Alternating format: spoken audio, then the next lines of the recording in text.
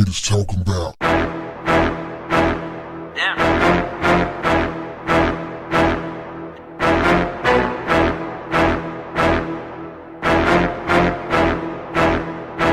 What's up, family?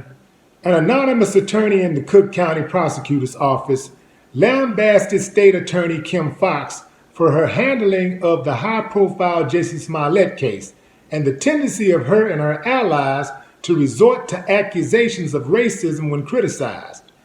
Foxx's office dropped all charges against Smollett last month after he was indicted by a grand jury for allegedly staging a bigoted and politically motivated hate crime against himself with the help of two friends who were paid for their services.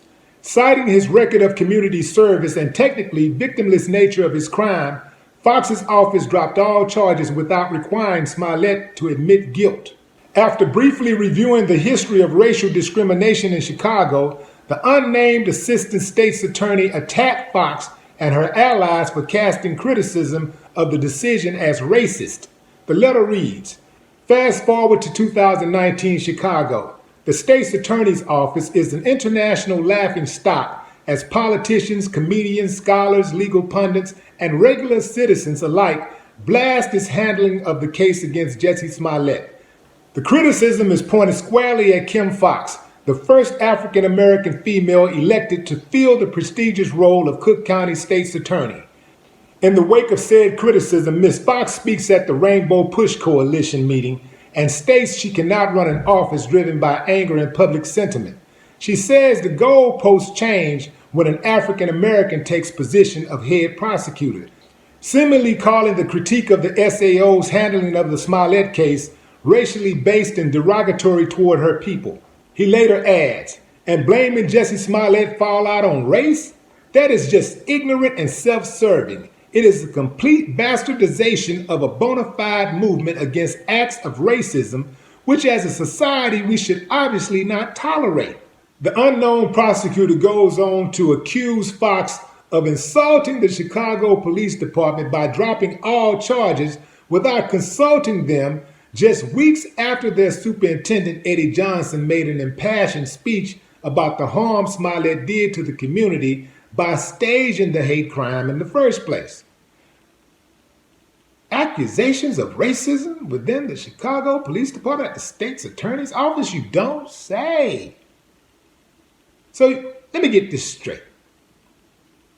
A guy who allegedly staged an attack against himself, whereas he was the only person that was physically harmed,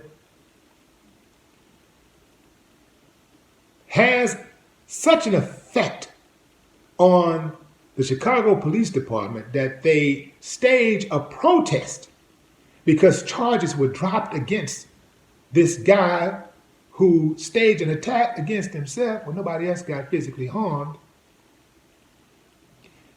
They're mad because they want to see this guy locked up. They want to see him prosecuted.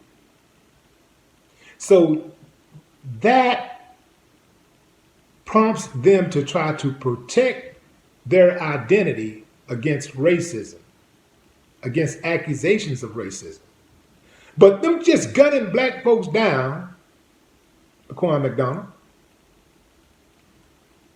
they're not worried about that image. Just gunning innocent people down, killing people, robbing people, raping people. That's what they do. They're not concerned about their image about that, but they're concerned about their image of being racist, or they might be racist because they're attacking the prosecutor's office because the prosecutor is a black female. So they don't want that image. And he says, fast forward to 2019, like Chicago doesn't have a long, sordid history of a racism.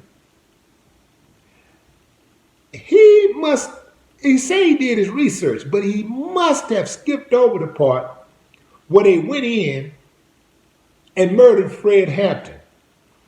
Chicago Police Department, the tactical unit, the FBI, all at the behest of the U.S. government. Any of you people out there in Chicago law enforcement, If you are so concerned about your image, whereas you get offended when someone calls you or your department a racist, if you don't want people calling you racist, I got a real simple way to fix it. Just stop being racist. No more talk. What the haters talking about?